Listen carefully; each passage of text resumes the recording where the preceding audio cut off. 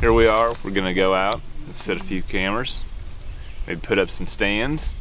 And just as a side note, every one of these interviews are gonna be painfully awkward.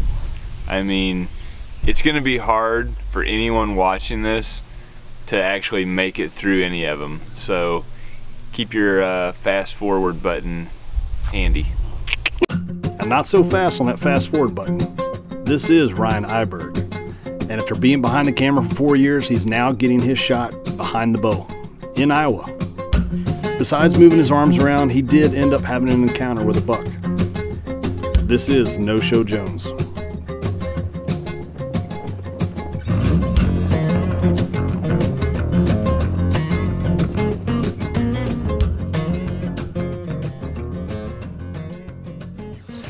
Is that not the most epic sit in a tree stand? I'm pretty sure it's a yes, it is. My God, he's giant. The shot looked good.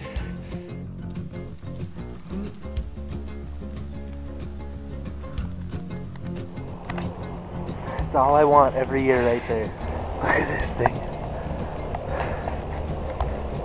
What do you think of that? That is huge. Bam! Perfect. Came right in.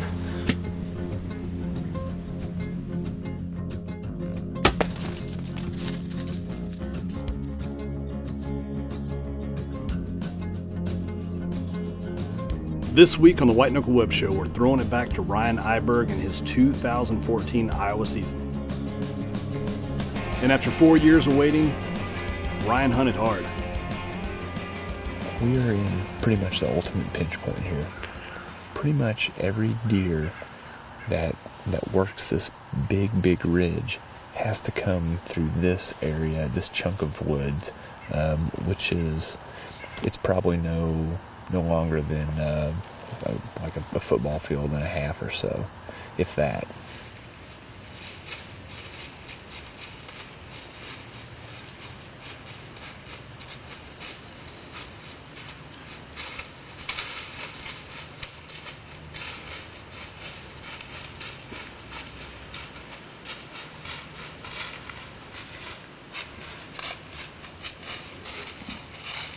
Well, they're definitely on their feet. We have this probably 3.5-year-old.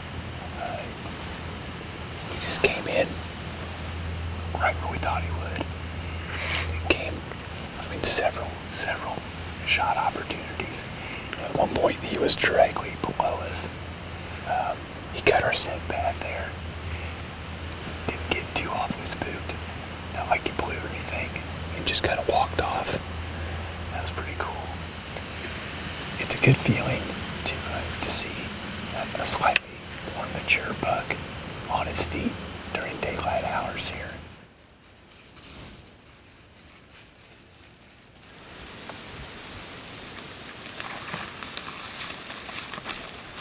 We're kind of using this one particular hunt as kind of a mess around hunt, for lack of a better term. We just kind of needed an evening hunt to burn so that then tomorrow morning we could set up down in the bottoms. Well, the wind is coming out of the southwest, but mainly south, and it's actually blowing west from where we are, more west I should say, into this cornfield that's behind us.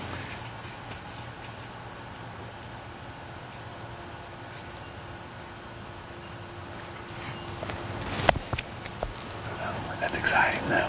He came up grunting, and I'd like to shoot him, but I know that there's older, more mature deer here, and he's really the first, potential shooter that we've seen, and it's just a little bit of that unknown, will we get another chance or what? But that's tough.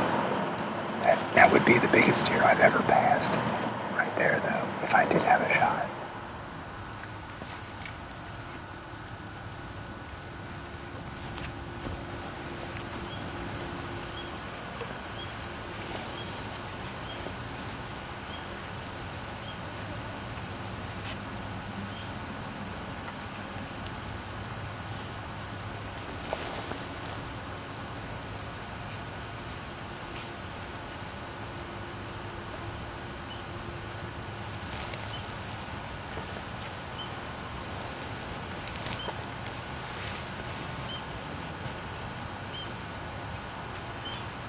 saw that 10-pointer again, and we both got a good look at him this time. Got a good look at his rear end and his belly, and we're pretty confident he's only a 3.5-year-old.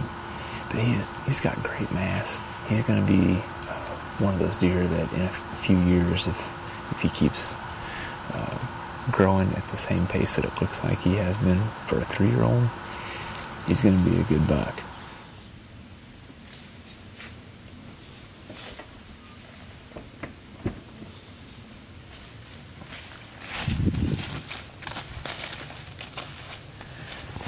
November 5th is in the books. So far we've seen a crap load of turkey, some Boone and Crockett squirrel, and that's it. I'm shocked we didn't see anything. It's just hard to tell a good story, have a good interview if you don't have any material. Here I am with a blank piece of paper.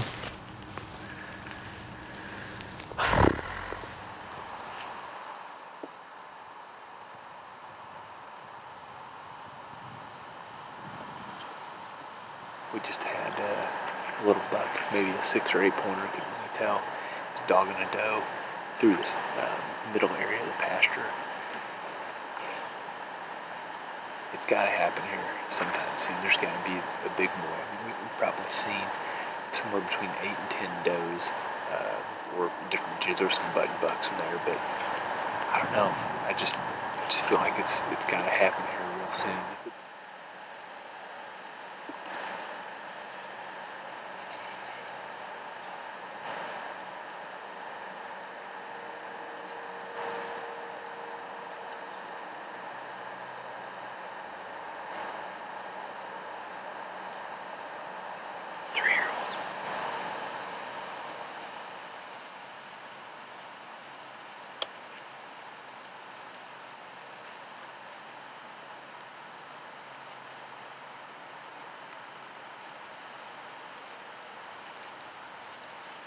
This has been our best night yet.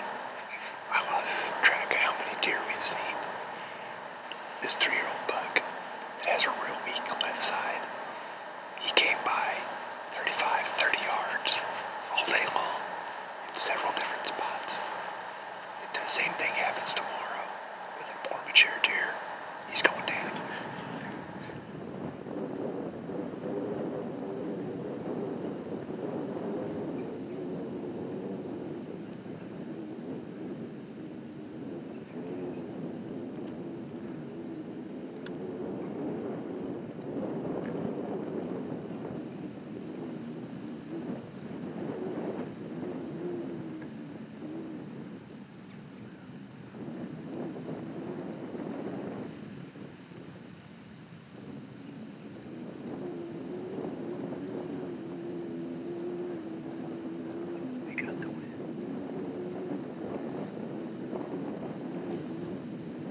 Just see what he does.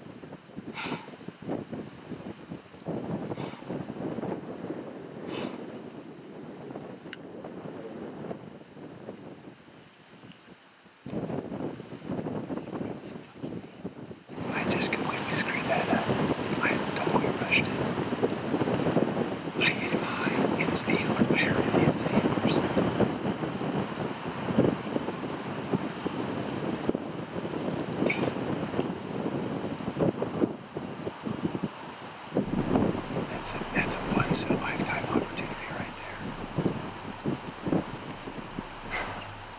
I just missed the biggest deer of my entire life. No-show Jones come in. I was just sitting here, just kind of daydreaming, thinking about where we're gonna set up our other stand tonight. Look over to my left, and I said, "Damn, big buck over here." And I knew exactly. Well, I thought it was 1 or 2 deer. I knew it's either No-Show Jones or Johnny Utah. But whenever he turned, we could finally see him head on. I knew it was him. And that deer did exactly what he was supposed to do, exactly what we had set up for him to do. And I had to sit down because I've got some branches here, so if he was going to be a little bit farther out, I wanted to be able to shoot underneath him. And I did, and it hit him in his gigantic rack. He had no idea what happened, but he knew something wasn't right. Kind of bound off. I just feel horrible. I feel like I could throw up. It's just so disappointing.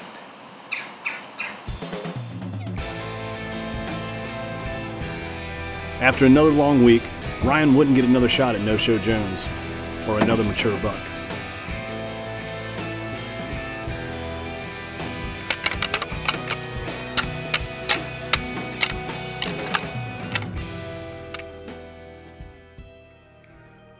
When you hunt without a lone wolf tree stand, your stand creaks and makes noise. When your stand creaks and makes noise, you don't see any deer all day. When you don't see any deer all day, you tend to become depressed. And when you get depressed, you take up scrapbooking. When you take up scrapbooking, you put together a collage of other people's deer. Don't take up scrapbooking. Use lone wolf tree stands, your silent partner.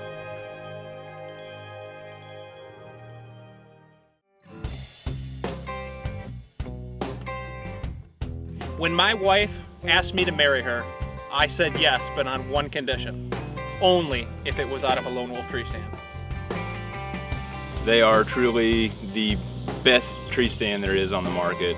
In my mind, if there weren't lone wolf, I guess I'd hunt out of a crick in a tree because, you know, they are the best. They're quality, they're made in America, and their customer service is also just outstanding. It's our silent partner. It enables us to get into the stands, sets without making noise. They're lightweight, the versatility, being able to pack them in, and then to get in any type of tree. It doesn't matter if it's an oak, a locust, a cedar. You can adapt their stands to any kind of angles and different angles to get all your shots that you need. There's only one tree stand I ever have used and I have ever believed in. And from that day, about 17 years ago, Lone Wolf. Best product out there for the money. There's not another tree stand that I trust my life with. I appreciate my Lone Wolf stands more and more and more for the safety, the ease of setup, the accessories that come with them. I love my harness, I love the safety ropes. More and more, I do not want to climb up into something that makes my hair stand up, where when I was a kid it didn't bother me a bit. I think a lot more about that now, and I want to go home in one piece. And I appreciate those things more and more and more the more I use.